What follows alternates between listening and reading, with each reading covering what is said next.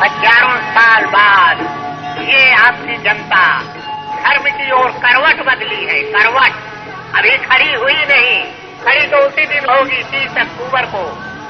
उस नए इतिहास के निर्माण करने में बम्बई से ज्यादा धर्म प्रेमी आए। एक नया इतिहास रचे, मर्यादा पुरुषोत्तम श्री राम के मंदिर का नव निर्माण। I appeal to you, Ram Jyoti will give you all the inspiration needed for the betterment of the life. All what is needed for betterment of life is only Ram. If there is no Ram, there is no survival. For that purpose, I माता की सौगंध राम की खाते हैं, सौगंध राम की खाते हैं, हम मंदिर वही बनाएंगे। बच्चा बच्चा राम का, बच्चा बच्चा राम का। Ram Janmabhoomi actually belongs to Hindus. It's all Hindu only. We are all Hindu and we are supporter of Hindu. आपको लगता है कि ये राम जन्मभूमि बनेगा? Definitely, 100%. आप क्या काम करते हैं? I am doing my business, oil business. तो आप जाने वाले हैं अयोध्या? Yeah. कौन सी तारीख को निकलेंगे? Well, that depends on my booking. यहाँ से कितने लोग जाएंगे? Say, well, not less than 50,000.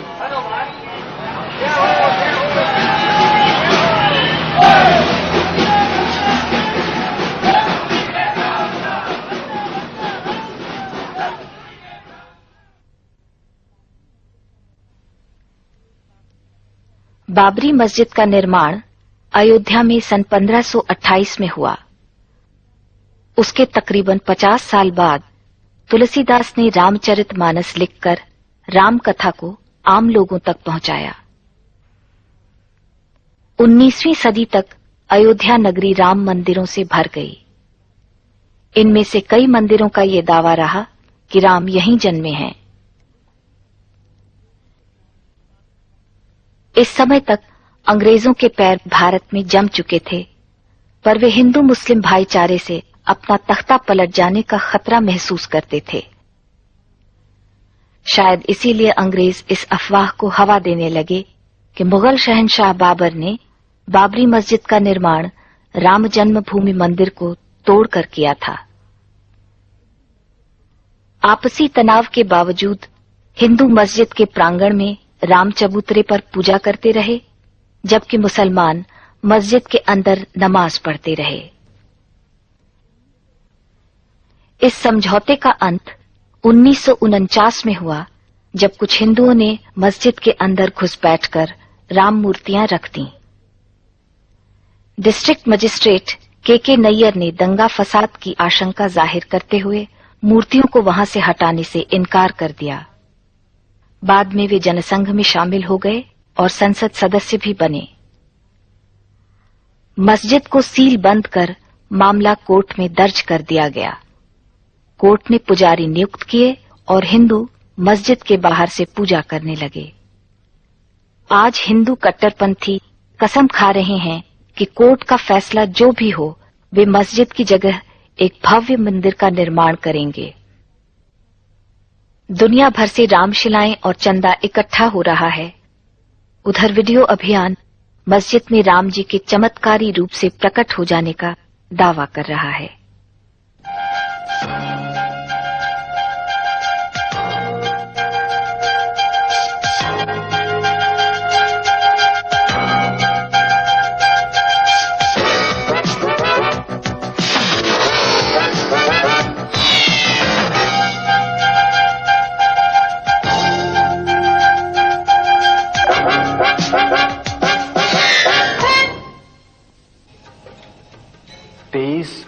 दिसंबर की रात मैंने देखा कि बाबरी मस्जिद में यकायक चांदनी सी फूटी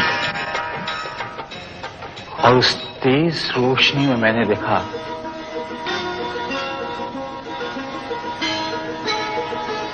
कि एक 4-5 साल का बेहद खूबसूरत लड़का खड़ा है।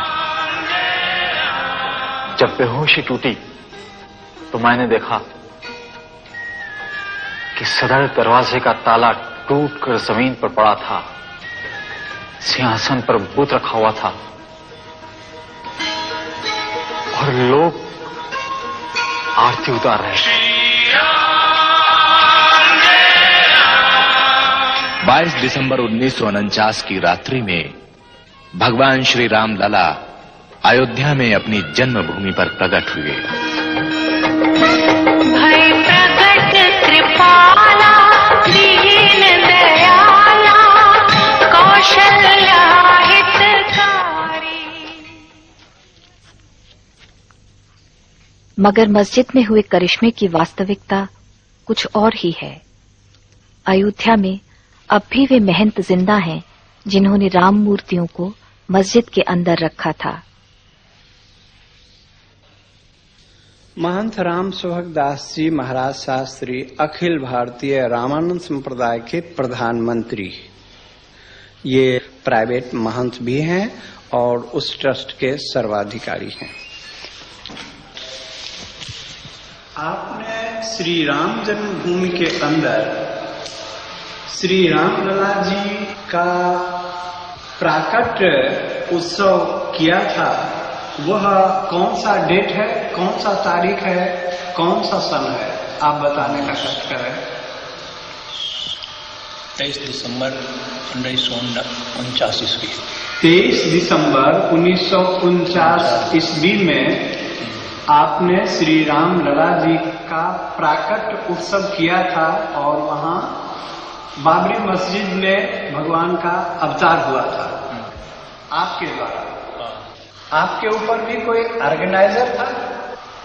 उस नियुक्ति में प्रधान नैयर साहब थे। के नैयर जो यहाँ के डीएम थे। और 1949 से लगातार प्रतिमा रखी गई है, तब से नहीं हटाई गई अभी तक। तो आप ही ने रखी थी? महंत राम सुभग दास जी शास्त्री जी जो आप सामने में है, आपने ही रखी थी।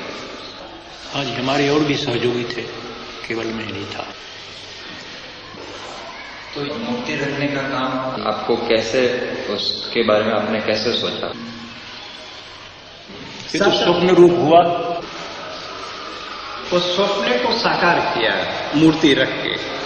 गवर्नमेंट ने आपके नाम से वारंट जारी किया था। वो वारंट का नकल मैं इस समय आपको मौजूद है, मैं दिखा सकता हूँ आपको। जेल से कैसे निकला? जेल से फिर वो जमानत पर रिहा हुए, मुकदमे चले और मुकदमे से आप फिर बरी हो गए। नैयर साहब ने निर्णय दिया कि जब तक इस केस का फैसला न हो तब तक इसे बरी कर दिए जाए।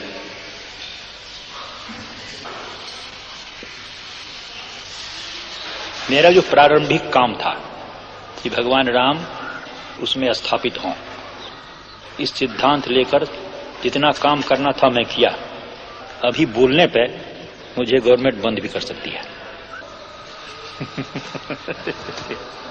इसलिए मैं बोलता हूं नहीं।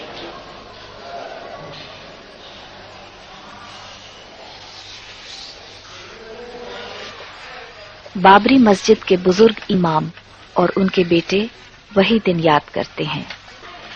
सन 49 की रात में जब मेरे फादर हाजी अब्दुल गफ्फार साहब ईशा की नमाज पढ़ने के लिए गए थे, तो उस वक्त नमाज पढ़ा के घर जब वापस आए तो सुबह फजर की दूसरे सुबह जुमे के दिन फजर की नमाज पढ़ाने इनको जाना था। फिर तो उतनी में मौजन रात में आया जो वहाँ मस्जिद में रहता था, सफाई करने वाला, झाड़ू देने वाला।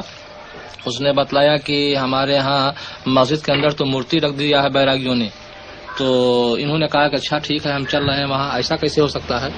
जब वहाँ आए तो डीएम ने वादा किया कि आप इस जुमे की नमाज कहीं अलग पढ़ लीजिए और उसके बाद में हम 2-4 जुमे में इसका फैसला करके आपके हवाले कर देंगे, फिर आप इसमें नमाज पढ़िएगा। तो ये उसी जुमे का इंतजार आज तक कर रहे हैं।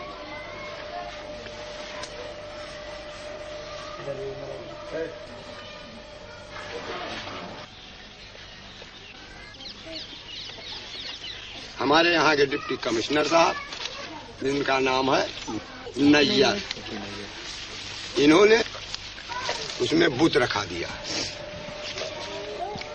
रात को, और जब सुबह की नमाज पढ़ने गए लोग तो वहां नहीं जाने दिया गवर्नमेंट के। टमाटर हो गया। आप जानते थे किसी को जो वहाँ सुबह नमाज पढ़ने? अरे उसमें तैनात है, मुकर्रर थे। अजान देने वाला अलग और नमाज पढ़ाने वाला एक खास आदमी होता है जिसको पेश इमाम कहा जाता है।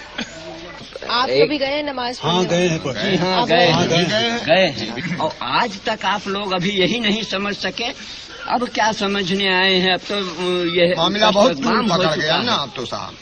अब ज़ेर गौर है वहाँ अदालत में, दुनिया खलफशार हो गया, खुदा मालूम कितने लोग नजर आतश हो गए, कितने लोग मौत के घाट पहुँच गए। और उसके बाद जनाब आज आप आते हैं उसके लिए जांच के लिए। हम लोग उसी के सहारे हैं कि क्या फैसला होता है। अब तो हमारी बात जौन पहुँचे कर रहा पहुँच गई, अब हमारी बात क्यों पहुँचाने वाला नहीं है और न हमारी बात में कोनो ताकत है। आज इतनी नफरत पैदा कर दी गई है कि जनाब हमारी सूरत से लोग बेजार हैं।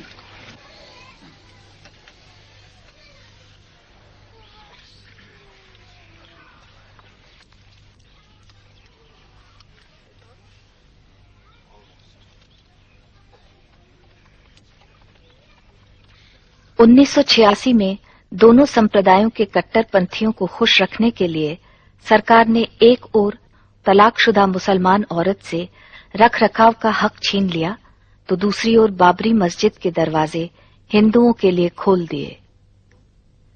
विरोध में मुसलमानों ने बाबरी मस्जिद एक्शन कमेटी का गठन किया, लेकिन उनके कट्टर रुख के जवाब में हिंदुओं का फिरका परस्त गुट हिंसा पर आमद हो उठा। दंगों में 2500 से ज्यादा लोगों की जानें गईं।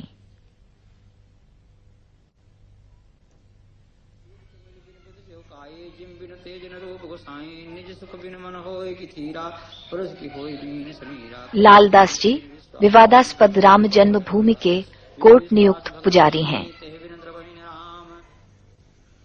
ये जो विश्व हिंदू परिषद ने मंदिर बनाने का कार्य शुरू किया है, इसके बारे में आप क्या सोचते हैं?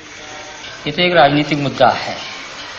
विश्व हिंदू परिषद ने जो कार्यक्रम चलाया है, मंदिर तो बनाने के लिए कोई रोक नहीं था। फिर हमारे यहाँ ऐसा कोई विधान नहीं है कि हम भगवान को अलग हटा करके किसी जगह रखे जाएं, क्योंकि भगवान जहाँ विराजमान हमारे होते हैं हम उसको मंदिर ही मानते हैं। हमारे यहाँ हिंदू परंपरा ये है, चाहे वो किसी भी मकान में रख दिए जाएं तभी हम उसको मंदिर ही कहते हैं, क्योंकि भगवान जहाँ विराजमान है वो मंदिर ही होता है।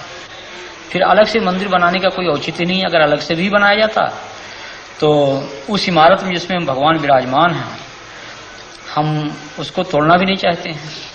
और जो लोग तोड़ना चाहते हैं वो इस मुद्दे को लेकर तोड़ना चाहते हैं कि पूरे हिंदुस्तान में एक तनाव की स्थिति पैदा हो और हिंदू मत जो है हमारे पक्ष में हो। उनको ये चिंता नहीं है कि कितना बड़ा जनसंहार होगा, कितने लोग मारे जाएंगे, कितने कटेंगे, कितनी बर्बादियां होंगी, या जो मुस्लिम बाहुल क्षेत्र में हिंदू रहते हैं उनकी क्या परिस्थिति होगी। हमारे देश के सामने तमाम ऐसी समस्याएं हैं कि 1949 से आज तक किसी मुसलमान ने वहां कोई अवरोध नहीं पैदा किया। लेकिन जब इन्होंने यह नारा दिया कि बाबर के संतानों से खून